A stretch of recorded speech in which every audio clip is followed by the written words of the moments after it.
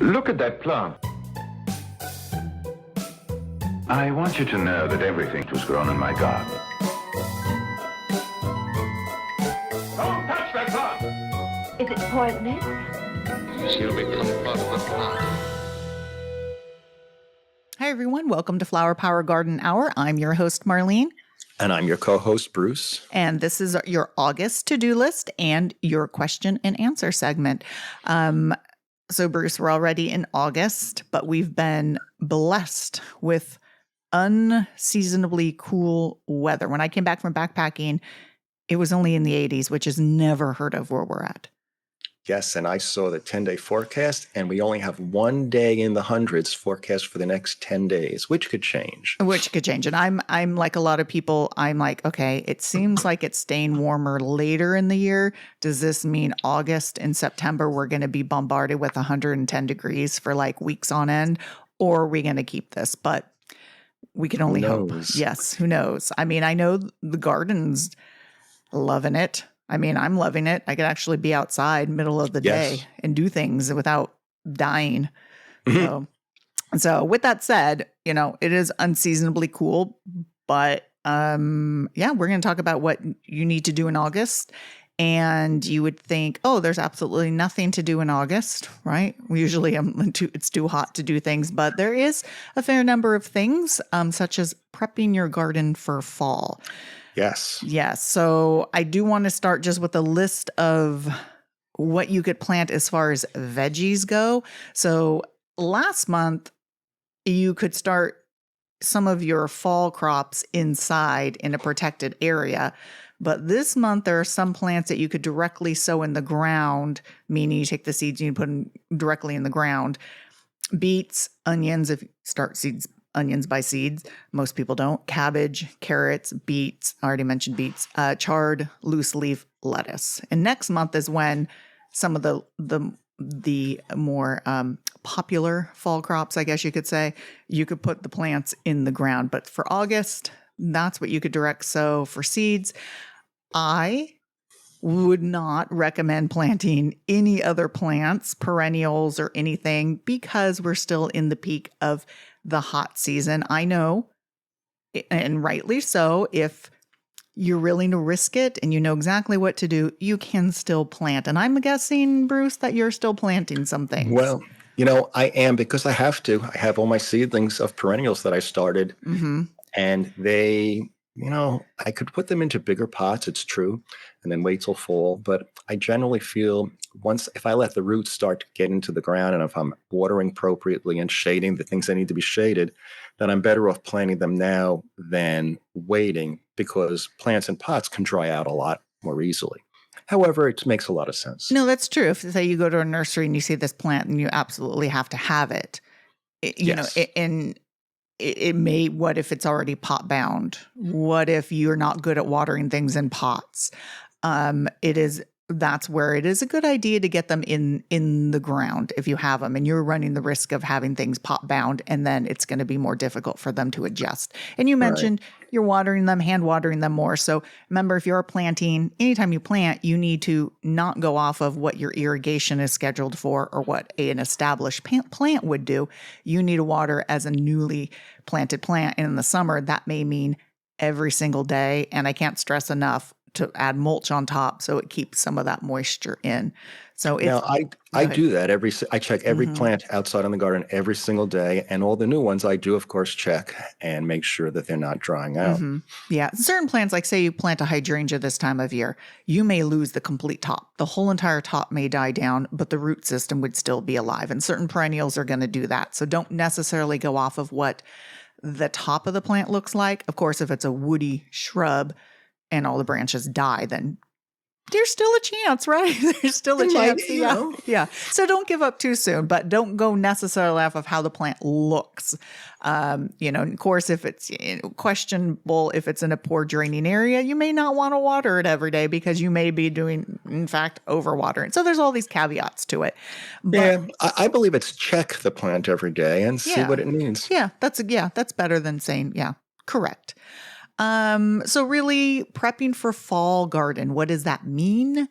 That could be as simple as just pulling out weeds so they don't take over. That could be adding compost.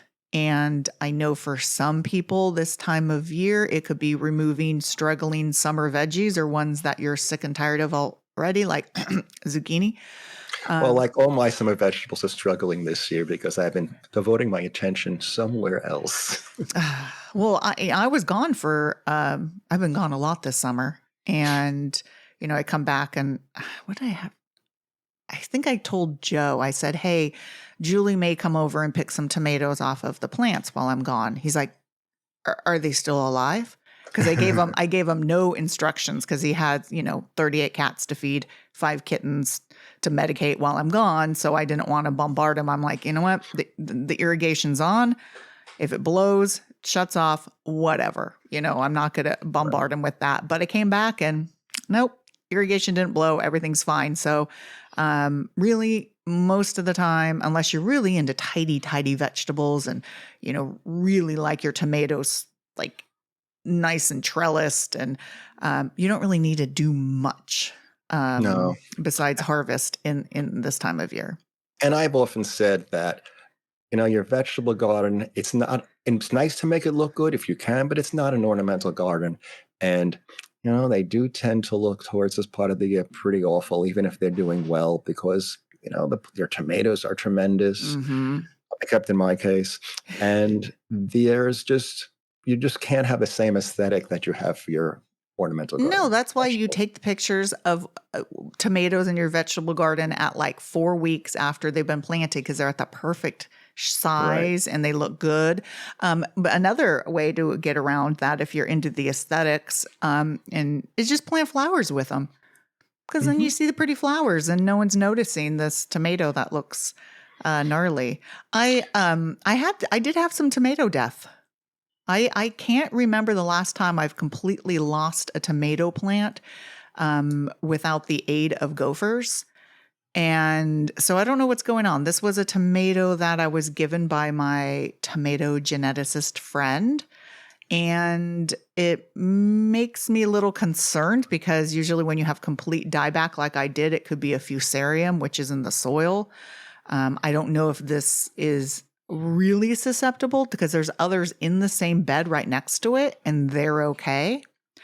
Well, I did lose my tomatoes last year to a wilt, and I had all new soil carted in for that garden, and wilt came with it, is my guess. Yeah. This year I got some wilt resistant varieties, and they're lasting until August, which means that maybe they're not going to die of the wilt, but unfortunately they're not growing great because my watering situation there is very difficult. Yeah, they're not going to die of the wilt. That sounds like something a doctor would say in the 1850s. They're not going to die We'll of have the to wilt. put some leeches on them. Yeah, there you go. That might not be bad. Yeah, so when we say wilt, we mean like fusarium wilt, phytophthora wilt, verticillium wilt, things that are soil borne and will just infect the plant. And then once it gets affected, there's nothing you could do. And some of them, like phytophthora, a plant could struggle through a summer, not look great, but fusarium usually leads to complete death. And this one's complete death. So I'm just like, another possibility, and I will say, and I don't think this is the case because it's very quick, is, a determinate plant will grow to a certain size, age, set fruit, and die. There's a slim chance the tomato he gave me is determinate. But of course, there's a giant tomato field across the street from me, and those are all determinate, and they're still chugging along. I find determinate plants still keep going. Yes. I mean, like the typical Roma tomato was a determinate plant, and I've had that go into September easily. Bruce, a girl could hope, okay? Because the alternative of having a wilt in my soil isn't making me happy. But it could be very specific to that one type of tomato, especially if it's, a new hybrid and it's more susceptible. So I got to look into that. So it's it said a good amount of fruit. Prepping for fall may mean moving some of your vegetables out that are dead. And when in doubt, don't add them to your compost. Ones you're tired of or just struggling, like you said, things don't look great this time of year. If you had a huge zucchini crop, I mean, it's still early and the temperatures have been nice. So things are, I think, going to, doing okay. But if, say, you have an inundation with white flies and Which I do in my irises. Oh, interesting. On your irises. Man, they don't, Only they don't irises. care. Yeah, they don't care. Luckily, the irises probably don't care at all. And you Right. would think they'd be on the tomato plants because Yeah. white flies and tomatoes go together like flies and other things. Yeah. But my tomatoes aren't healthy, but they're not infested with white flies where you touch the tomato and you get a cloud of white flies. Normally it's never tomatoes for me. Usually it's cucurbits, the squash. Well, back east it was tomatoes. Maybe I'm expecting it to be tomatoes here, but this year it's irises. Oh, yeah, that's an unusual one with irises, but luckily, maybe keep them there on the irises. Maybe that's the key, plant irises, and maybe they love them and go there, and it could be your catch crop there. Yeah. Maybe. Yeah. So because fall garden, technically, you could plant next month, and I know some people are like, well, I don't have the space, but you could always stick in some carrot seeds, beet seeds underneath and around the tomatoes, which could help shade them a bit. So there's ways of doing it. Yeah. And I have a question. Is it, since a lot of zucchini plants mature in 45 days, is it too late to plant another crop of zucchini or bush beans? Because those are relatively quick plants. I don't think if you have so. a good sunny spot. I don't think so. I just bought 4 habanero plants because I thought I had habaneros and I don't. So peppers that go late into the season until we get a frost, I'm planting them. Mm-hmm. So no, I mean, there's always the risk, of course. Something, we get a hot spell and something happens, but yeah, no, you could plant more. Usually I think people are fed up with zucchini and tired of zucchini and they don't plant anymore. But right. Yeah, but that's it. So another thing to do is, thin out fruit. I came back from 2-week backpacking trip and my nectarine tree, which I knew there's a chance of doing this because I did not thin it out. Every single limb bent and some of them snapped. Yeah, that happened to one of those flowering plum trees, which should grow for decorative purposes. Yeah. But last year, it did so well that half the tree is now gone. Yeah. This isn't so, horrible. And I got fruit off of it. Of course, I didn't thin the fruit out, so the fruits were tiny, which I actually thought was sort of cute because I'm like, oh, it's little bite-sized nectarines. And they were really good. I needed to prune that tree down anyways. I should have pruned it in the fall with other fruit trees. It was too tall, so I just took the chainsaw and I did some just preliminary cuts. And then, because the structure's still there. Luckily, it didn't the main trunk is okay. So, but that's ideally no, you don't cause wounds to the tree. So if they're not your fruit, I know at work, same thing happened. At work, we have this mini orchard and we've never gotten fruit because between, I think, people and squirrels, there's a huge ground squirrel problem. No fruit. This year, one of the peach trees just set tons. And of course, what happened? It also split and fell down. So it's sort of That happened to an avocado tree that I used to have. Oh, that's sad. Thing. That's sad to lose an avocado. If you absolutely do not want to thin the fruit out, or it's not even thinning, it's just a lot of fruit and you can't do it, you could prop up the limbs. Bruce, did I ever tell you about my story about how I invented something for that? No. Okay, so I had this idea. Okay, because I saw, you use like a piece of wood and something to cradle the branch when it's too heavy. Right. And I told my father-in-law, there needs to be something metal that you could ratchet up to different sizes, right? With a nice, a nice little area, like a U-shaped that's padded. So then the branch sits in that. So you're not damaging it and, it's secure in the ground. My father-in-law made me a prototype. Great thing. I'm at a trade show and I walk to the next booth and no crap. There was, hey, do you want a brochure on Propacrop? It was my exact invention. And he patented it, right? Well, that guy did, whoever that was, the Propacrop. I'm like, hey, fine, that's a cute name, Propacrop. That's cute. I mean, not that I want to see anyone fail, but I've never seen them at the stores or sold anywhere because I was just deflated. I just went, wah, wah. And I was so bummed. But yeah. It's funny you say that. When I lived in New York City and you only have a few windows where you want to put your houseplants, and I moved into a place that had no windowsills, I sat there and I created a prototype for something that could hang on the window with minimal connection so that it would not, you wouldn't make holes in your walls and all that. And then sure enough, I saw the same product. The way to find these products is to invent it yourself, and then you'll find it. Exactly. Then you're like, okay, someone else did it. But yeah, I agree. Okay, speaking of fruit trees, if you have old fruit on the ground, you want to pick that up, because there's you could leave organics on the ground, but old fruit is just harboring potential pests, especially if you've had problems, and leaves of anything that have potential diseases. So of course the first one that comes to mind is peach leaf curl.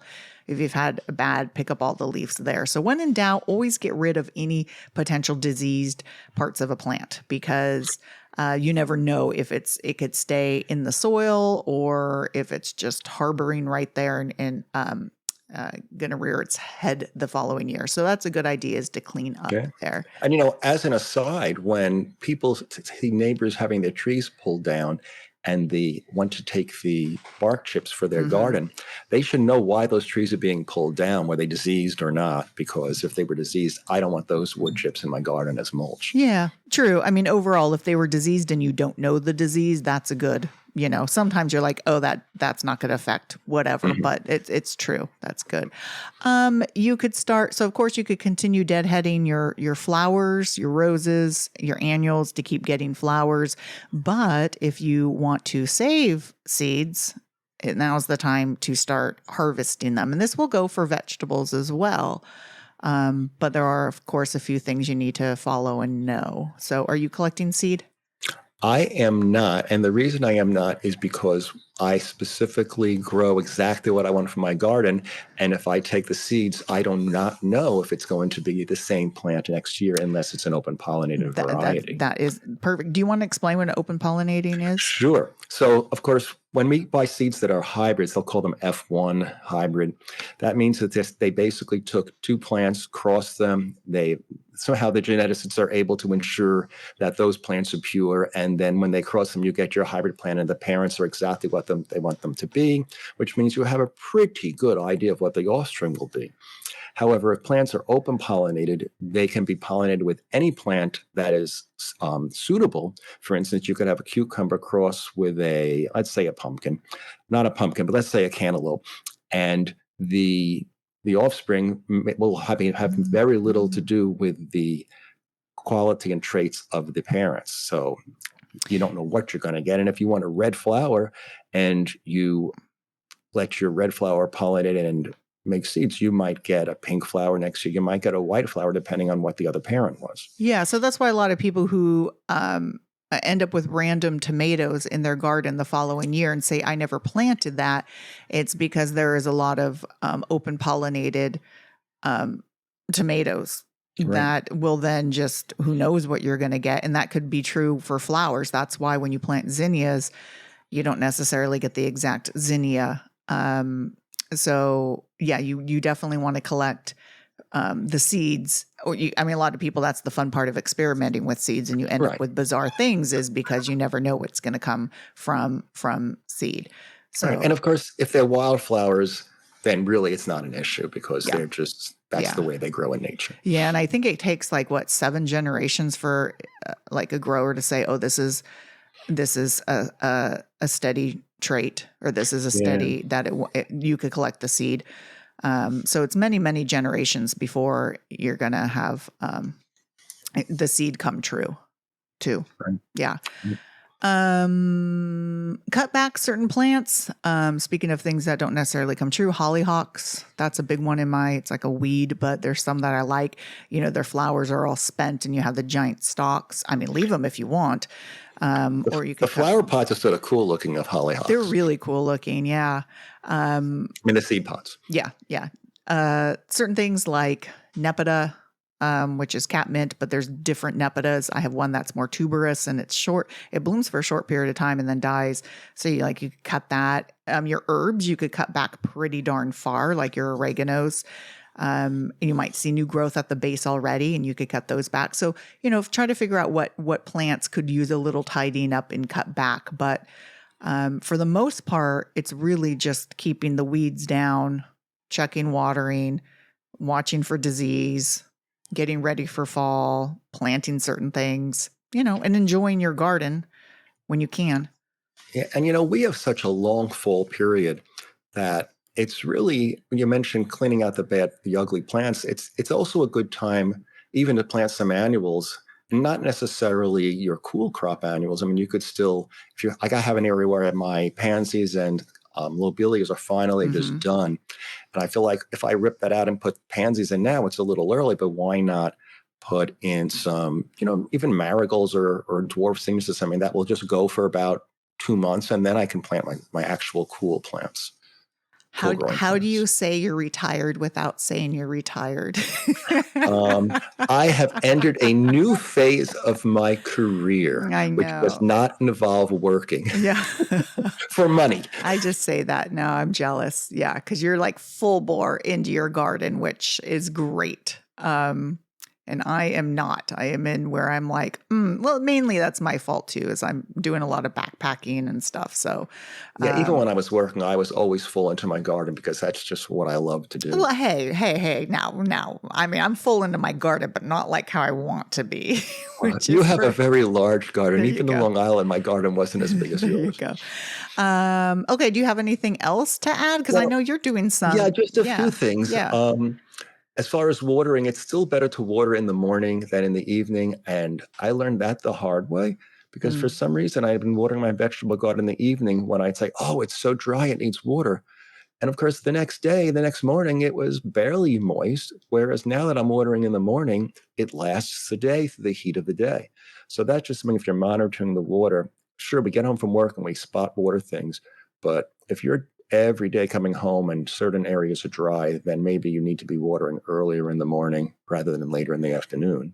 Yeah, because the plant's already a little stressed. Yeah, so it goes through the day stressed. And I just want to point, you had your delphiniums blooming. Yes. I'm surprised. I thought they were going to actually bloom in late fall or maybe spring, but they are starting to bloom. And I have one it's phenomenal. It's like 6 feet tall. Oh. I got at least 100 or so flowers, if not more on it.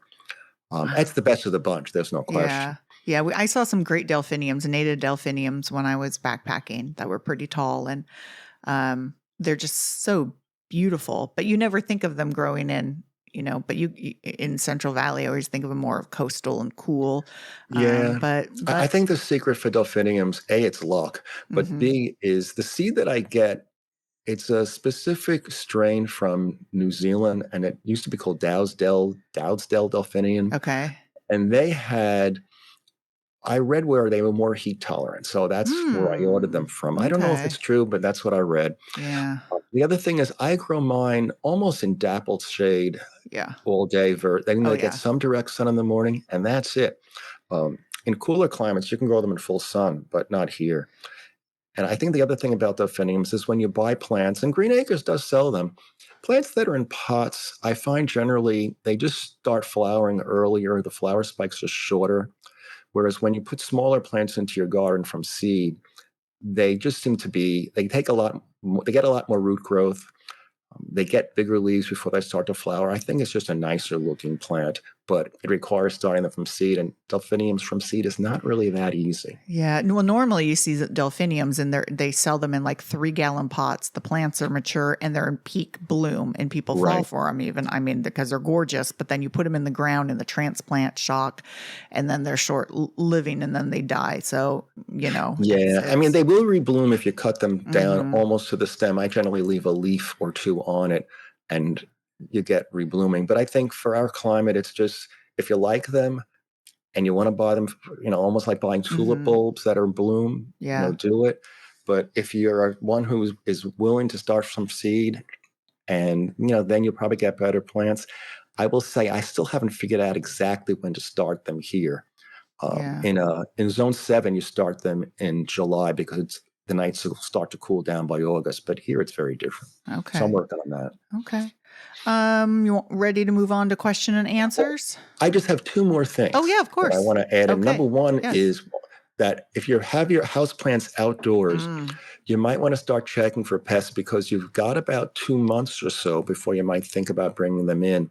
And if you have, like I do, some spider mite issues, you're not going to get rid of those quickly. No. So you really want to take care that your plants are as insect-free or pest-free as you can when you bring them in the fall. And of course, if your plants are doing well, you want to still feed them. Again, house plants. Yeah. I started using insecticidal soap, whereas I had been using a systemic, and I find that actually works better for the houseplants The and for soap? spider mites. The soap? The insecticidal soap for the spider mites. Yeah, because is much systemics better. don't work for spider mites. Yeah. Yeah. So, and now it's you can't buy a systemic house. General population can't buy systemics in California anymore, so it's been banned. So, And of course, it is the last chance to order your flower bulbs. yes, We're I was getting going to mention close. that. I was going to say yes, flower bulbs, because you want to get those. Want to get the first pick of them Right. through all the catalogs. Otherwise, you get the varieties that nobody likes, but they sell because they grow well. Or you just have to buy them at the nurseries, and then that's not, you don't have as much of a variety. So yeah, You get, the yeah. bold I was going to say you get both catalogs- choices then, the Yes. yellow and the white. Yeah, the bold catalogs are coming in. They're fun to look at. Yeah. I like the giant alliums. I'm like, oh yeah. I love those. They're expensive, and I've never had success in repeat flowering with those. Yeah, I would say same. A few pop up, but yeah, the repeat flowering. I wonder if they would be happier with a little bit of a chill, more of a chill. I don't know, or if Yeah. they rot out. I need to look into that more because man, they are so tempting and so pretty. Yeah, But right. yeah. You wish that all bulbs could just multiply like daffodils and be happy. Yes, there are, unfortunately, daffodils seems to be the one for our climate I know. that will do super well. Yeah. There are a couple of species tulips which I have found very successful with. One is called Clusiana and one is called Tulipa saxatilis. You find those in the catalog, very easy to come by, but they are zone 9 plants. The Clusiana blooms better for me. The saxatilis seems to not bloom the first year or two, but it's a zone 10 tulip according to Wow. the catalog. Wow. So it's worth trying. Okay. All right, let's move on to question and answer. Sure. So the first one I got was, can rubber trees be grown in Northern California outside of a greenhouse or house? And this is Richard. And when he says rubber trees, I'm assuming he means Ficus elastica. Yes. Yes. As there is true rubber tree, which is euphorbia, and we have at work, but it's boring looking, and I don't think anyone's growing that. So I'm going to let you start on this one. Sure. Well, I'm going to say generally rubber trees are not hardy to our climate. I have once seen one growing outdoors. It was growing very well, but it was in a super protected area. And it wasn't, because it was so protected, it didn't really reach its full potential. So it survived, it looked good, but it was very crowded. So I would say if you love them, I would say avoid Ficus elastica because just use it as an indoor plant and put it out for the summer maybe. What I would say instead of that, there are a lot of Scheffleras that are hardy to our climate. Mm-hmm. Even the standard one that you see that's just called, the big leaf Schefflera, I've had that outdoors with some damage. But they're tropical looking. They're not quite the look of a rubber tree, but they have the same sort of feel to me. And there are quite a few zone 7 species that you can get if you search. But I think that if you want that tropical look with a plant with some big leaves, Schefflera might do it. Just look through your catalogs online and you'll find quite a few for zone 9B. Yeah, so same thing with me is, if you look up Ficus elastica, it says that it takes temperatures only down to 50, which I was surprised about. So I have 2 instances. Same, I know in town, in Davis, where there is one growing outside. So the situation is it's a south facing where it's at. So obviously south facing means it gets a lot of sun in the winter. so it keeps it warm. It's in the entryway of a house, so it's surrounded by 3 walls. So you have the heat from the 3 walls adding insulation. It is incredibly crowded, and what it's doing is it is growing. It hit the ceiling of the entryway and is growing out, and then curved around and is growing up. And it's not getting sunburned, shockingly, even though it's in the summertime. That part that's growing is exposed to the south and the west, so you think there'd be some sunburn, but there's not. But the majority of the plant, the main trunk, the root systems, it's staying warm in this really protected area. So they obviously got a small one and said, oh, I'm going to put this in the entryway, like a big entryway. And it just grew and grew. It's beautiful, though. I mean, the colors on it are just like, and not a sign of burn. So I would say if you absolutely wanted to put it on the west wall, ideally in the summertime, there's a shade tree that will shade it in the summer, and then it'll deciduous tree, and it'll drop its leaves, and then it'll have that winter sun. But yeah, you just don't see many planted because now we have one at the conservatory that we have outside, but it's in a walkway. So it's south facing, it's up against the workroom, and on the south side, there's the greenhouses around it. So it's very protected from the cold, and it doesn't get that much sun. It might get a few, so it's in bright shade. So those are the 2 instances where it is grown outside. So I would say putting it in the ground in your backyard, no. That's not going to work. If you have I have a courtyard, and my courtyard varies in minimum temperatures, but I have some areas that probably don't go below 35 there. However, then you have to decide, I have very limited space to put my subtropicals. Do I want a rubber tree? If you love rubber trees, that's the plant. Yeah. But if you have other things that you like, you have to really decide what's going in that spot. Yeah. So I think their question was more of, can we plant it outside and have it be like a street tree, like the Ficus benjaminas are in LA? You know, and the answer is sorry. No, I know.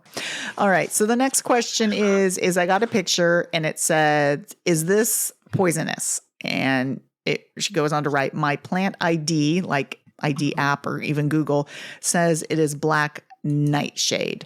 Now, I know black nightshade as Solanum nigrum, that's what it is. It's in the Solanaceae family, which is your nightshade family, which is your potatoes, your tomatoes, your peppers, your eggplants. Now, it used to be anytime someone sent me a picture of a nightshade, well, and I still do, actually. If you're not sure 100%, don't eat the fruit of anything, right? But black nightshade is its characteristics, and it'll just pop up. It has white flowers, cluster of white flowers, and then clusters of berries. And like most Solanaceae, when you don't want to eat the leaves because the leaves on all of them are toxic. And then when the fruits are not ripe on this nightshade, they're toxic as well. It's not like outright kill you, but you definitely don't want to eat it. So then that's the opposite of deadly nightshade. And what do you know about those, Bruce? Well, the interesting thing about deadly nightshade, which sort of ties in with my previous career as an optometrist, is that its species name is Atropa belladonna, and belladonna means beautiful woman, because the women used to put the some sort of extract from it, I don't know if it was the juice or what, into their eyes to dilate the pupils, and atropine is used to dilate the pupils. So it's very toxic if ingested.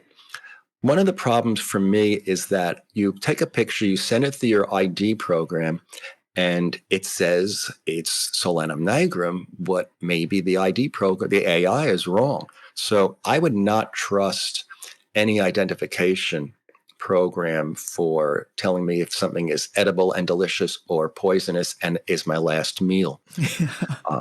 My feeling is like mushrooms, leave the collecting to the experts. Yes. And, it's not worth it. It's not like it's going to make your life. Yeah. That's interesting. I forgot about I knew about the women putting eye drops in their eye, and I couldn't remember what plant, but that makes sense that it's this. So just real quick, the difference, and I'm not saying, now you know and you could go out and eat it, but the deadly nightshade has purple or mauve flowers by themselves.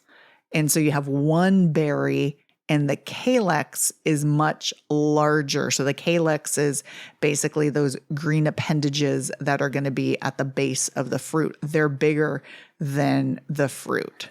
But either way, like you said, unless in any doubt, do not eat it. Yeah. Funny. Yeah, and here's a funny story. I have not seen any black nightshade here in California. Back in the East Coast, it was everywhere. Oh, it's here. It was just a noxious weed. Yeah, I'm ripping it out at work. It's here. Yeah, more so than the deadly nightshade. We have the black nightshade. Yeah. Interesting. I'll have to bring you. I'll make you a black nightshade pie. Sounds delicious, or is it? Yes. And if the nightshade doesn't kill you, my cooking probably will.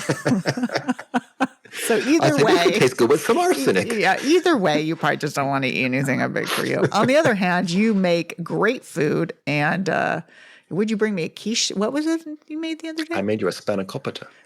There you go. And then you made your own. What is it? The flake? I made my own phyllo dough, which, by the way, is really easy to make. Oh, you're going to waste your time telling me how to make it. Not today. Okay, next question. People are like, wait a minute, I wanted to know. Okay, so if you want Bruce's phyllo dough, just email me or Bruce. He'll give it to you. Yeah, I got it on the internet. There you go. I have several redwoods in my yard that have browning. I have fertilized them with spikes that have been good, but I've been told I should give them minerals. I don't want to over-fertilize them. They're 18 years old. Any suggestions, Shelley? So we could probably break this down into multiple parts. Do you have a picture? No picture. I know, because that would help, because I'm guessing you're going where I'm going, right? What is the pattern of browning? Right. Mm-hmm. Do you want to sort of just do a general overall, the different patterns of browning? So basically, it's normal to get browning on any evergreen in the summer, or frankly, at any time of the year that is normal for that plant. Usually, if it's normal browning, the back leaves will be the ones to fall off. Mm-hmm. It's not, the entire tree is still going to look basically healthy, which is very different from something where a tree is dying and you have complete branches that are browning off. Exactly. Yeah. So evergreens, they don't go through the whole obviously deciduous. So as they put new growth on, the older growth, like you said, in the back will have some browning. So if you look at a redwood that's putting on new growth, it'll have almost every branch could have a little bit of light browning, but new growth coming on. Completely normal. What's not normal and worrisome is when you have multiple branches dying. You can have random branches dying. That could be from damage or whatever. But when you have random branches, full branches dying, that is when you go, something's going on here. Right. Now, it's interesting they're mentioning fertilizer. Mm-hmm. Now, an 18-year-old redwood is going to be a pretty big redwood. I'm going to just off the top of my head say it's got to be at least 20 feet tall. Mm-hmm. I'm sure. Yeah. If not more. So I would first think that, well, you don't need to fertilize that plant, because unless you're dumping humongous amounts of fertilizer into it, which you shouldn't, it's getting everything it needs from the soil. Mm-hmm. But the next question is it getting enough water during the summer? Yep. And that's my biggest concern. Yeah. So, the funny thing is they added spikes. And if you guys listen to our top 10 money wasters, fertilizer spikes was on mine, because, you're just putting these spikes in the ground and they're releasing fertilizer, and the roots right by those are getting inundated with fertilizer and possibly burning.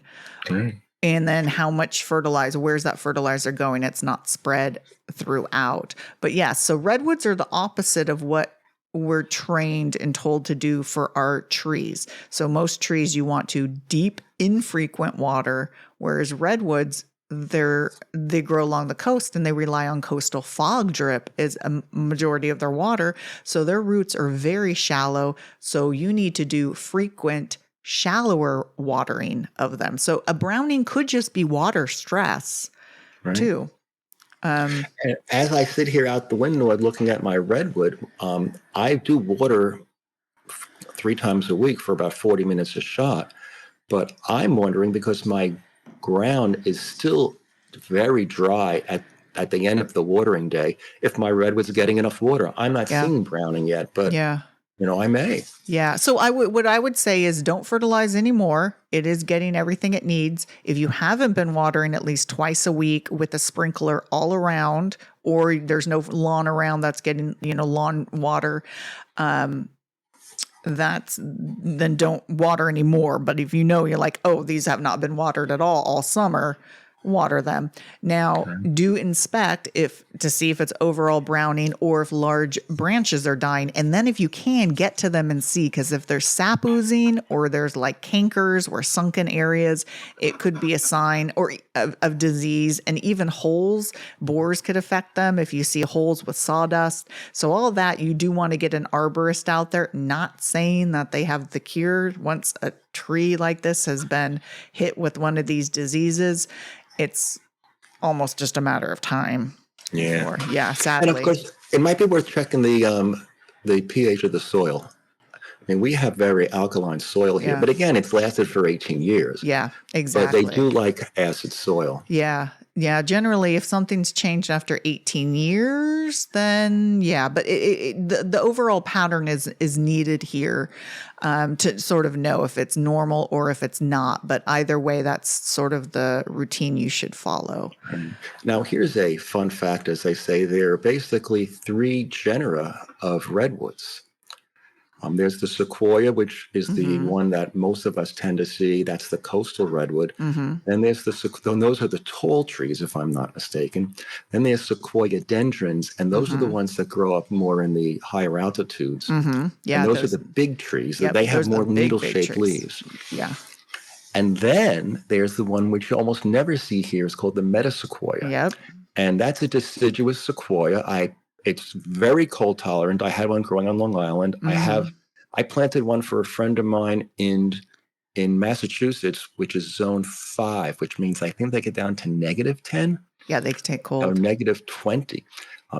Extremely hardy. They were believed to be extinct, and they were known only in the fossil record. And the maybe apocryphal story goes that they were discovered growing in pots in a Chinese monastery. There True? you go. I don't know. Yeah.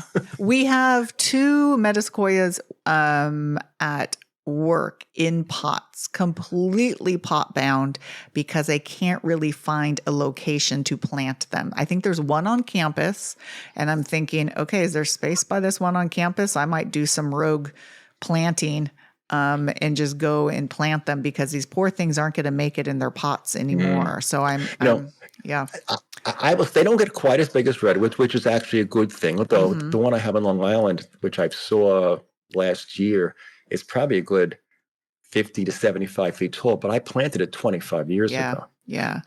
And frankly, I think during the summer when the leaves are out, the metasequoia is actually the prettiest of the 3. The leaves always look this fresh, limey green color, and it does lose its leaves. But when it's actually quite beautiful in the winter when it's bare, because you get to see the skeleton, if you will. Yeah, it's interesting. But most of the sempervirens, Sequoia sempervirens, people plant them and they just struggle in the Central Valley. I know the Arboretum has a beautiful redwood grove, but it's getting the water and it doesn't have the cement compacted all around it. So when you have these plants with a very shallow root system, and you have just compaction going on, and then you have areas where they're just not getting water, all that, because we're just so dry, and they rely really on that fog drip, but the poor things are stressed. And I think the sequoia dendron actually, because it's grows up in the Sierras, I guess. Which just means it doesn't like super hot weather, but it is more used to drought conditions, and it seems to grow pretty well. But it's prickly leaves. Yeah. I mean, the metasequoia might be something that somebody might want to consider if they want the look of a coastal redwood, and they don't mind it going deciduous.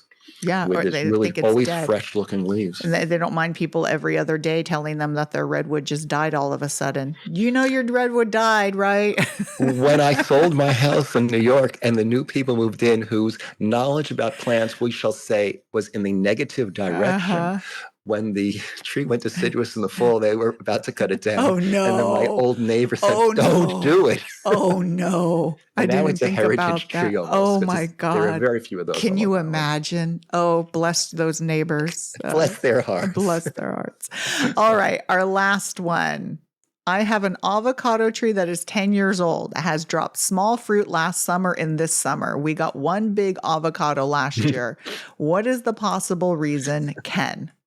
I'm laughing just because I'm picturing this 5-foot large avocado. We got the big avocado. Amazing. Wouldn't that be amazing? A 5-foot avocado. I will say, like, we took avocados when we did a resupply on my last backpacking trip. We went to Echo Lake and they had, we went to a grocery store to resupply, and we got bagels and cheese and salami for like the first 4 days of our, continuing hike. And I just grabbed avocados. I'm like, I don't care if they're heavy. I don't care that I have to carry the pits and the skin out. I want avocados. And let me tell you, it made the sandwich until, of course, I squished one and it squished everywhere. So, it's, you got to do what you got to do for your avocados. Okay. Do you want to take this of possibilities or? Sure. I have a lot. There's a lot of thoughts I have on this one. Mm-hmm. In my old house, there was an avocado tree which did nothing for years. Uh-huh. And when I moved there, all I did that was different because it was not that big a tree. As I started hand watering it because the irrigation system really wasn't hitting it. And I actually did start fertilizing, but I used liquid fertilizer and lots of it. Because for a tree, the amount of liquid fertilizer you have to apply to make a difference is a lot. I did that for a few years and it grew better. It finally grew out of the shady spot that it was in and began to produce where we get like 150 fruits in a year. Nice. My thinking is, though, since this is produced previously, or that's what I'm inferring. Yeah, I'm not sure if it has. Yeah, it sounds like it hasn't. If it has, my guess would start to be lack of irrigation, because that seems to be what stopped ours. But they do tend to drop a heck of a lot of flowers. Yes. So what you brought up is true. Is I read this as, and this is where more information once again would be needed. I got the feeling that it has never produced. The fact that they said we got one big avocado last year, they didn't say, we used to. So my mind went to, first of all, is this a fruit? Is this an avocado they planted by a pit? Or is this the one they got at a nursery? Because grafted avocados will start producing in 5 to 10 years. So 10 years, sooner. But a plant from a pit could take upwards of 25 years just to flower. And it might not be worth the wait. Yes. And then the other thing is, this is getting into the interesting morphology of avocados. And, there's a lot that goes into it. So technically, the flowers on avocados are perfect, meaning they have male and female parts. But avocados are broken up into A's and B's. If you're an A avocado, like a Haas, you open up female in the morning of one day. And so the pollen from bees, because bees of all sorts are the pollinators, then the flower shuts down by noon. And then the next day in the afternoon, the flower opens back up and is male. So if you have just an A and you have all the flowers acting as female at the same time and male at the same time, your fertilization, pollination could be 0. So you may have all these flowers and it may not be pollinated. So that's why if you have more than one avocado, ideally of B, which is the flowers open in the afternoon, shut down at night, and then the males open in the morning the following day, you're overlapping. So you get a chance for pollination to happen. So you have, that makes sense. So that's why I'm thinking you have one random avocado is because it randomly got pollinated. One stayed open while another flower became a male. And so it's a lack of pollination, not from the bees not doing their thing, but because you don't have, and it doesn't have to be your yard. You find that people have, neighbors 3 houses down because bees move around, but it has to be sort of the opposite one. Now, when they say it drops small fruits, I automatically think of like citrus and other plants where it looks like you have fruit forming, but it's just the swollen ovary. So it was never pollinated and it dropped. Right. And the avocados do tend to, from my experience having grown them, you do get, first you get tremendous amount of flower drop because it has thousands of flowers. They're teeny little flowers. Yeah. But you'll also get a lot of fruit drop throughout the early pollinating early period just after pollination, which, like you say, maybe unpollinated, or they just tend to drop even like 1 or 2 inch fruits too. Because they can't handle that load. It was like when our chocolate at work got pollinated the most I've ever seen. Like, and I don't know how it got pollinated because we have to hand pollinate it. I brought these midge flies in for beneficials and they might have pollinated it. We were so excited, so much fruit. Came by 2 days later and it had aborted a huge amount of fruit. So many plants just thin themselves. Citrus will do that as well. It's like, oh, I can't keep this load. I'm not going to be able to produce all this. So and that's they'll actually just a good drop thing. it. It's a good thing. So where it looks scary is the plant's trying to preserve its resources. So basically it'll drop it. So there's multiple things going on here, but I have a feeling if it's just one and there's not another one around, it's just pollination issues. Like you said, if the tree looks healthy, if it wasn't getting water, I would expect, I mean, a lot of times they brown anyways. Or if it's from a pit and you're just not going to get fruit. But and avocados are actually somewhat marginal here. Yeah. I mean, They need to be in a protected area. Ours was in a very protected area. And the issue for us was that I think it just wasn't tall enough, and it was getting shaded out by other trees. And when it finally hit height, it produced. Of course, the downside is then the fruit would fall off because the squirrels would bite the bases off, because the most tender, delicious part is the base. They'd fall to the ground and they'd crack.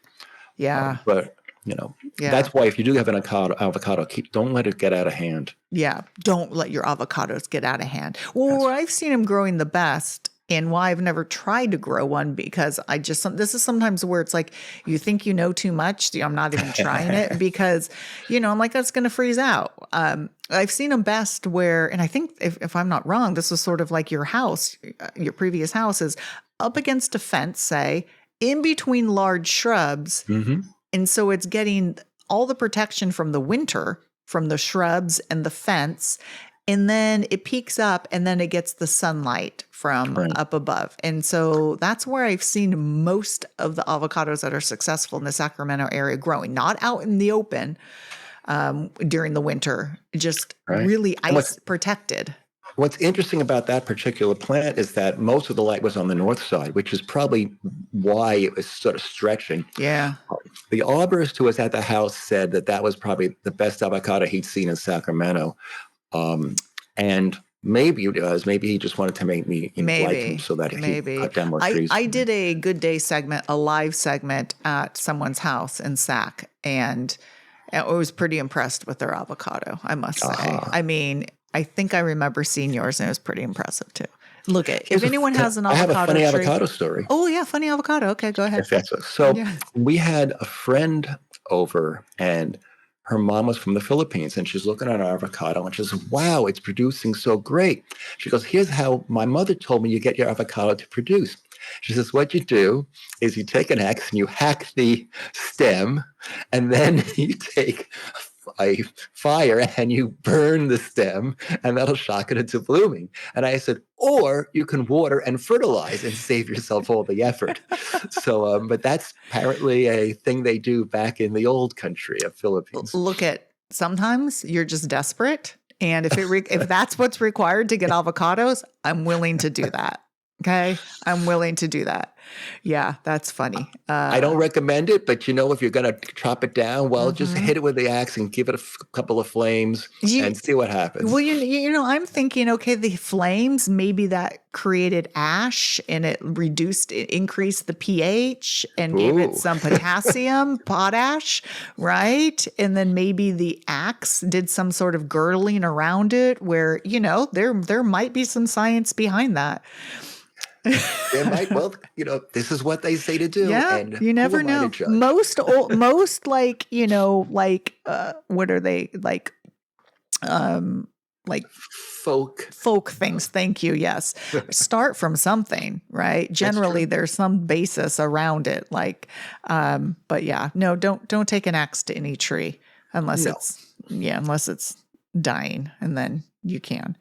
But those are all the questions. That's your August to do. And remember, if you like this podcast, give it a 5-star review. Bruce, I got a review saying they liked the addition of you because they gardened back east and here. I think that's what they said.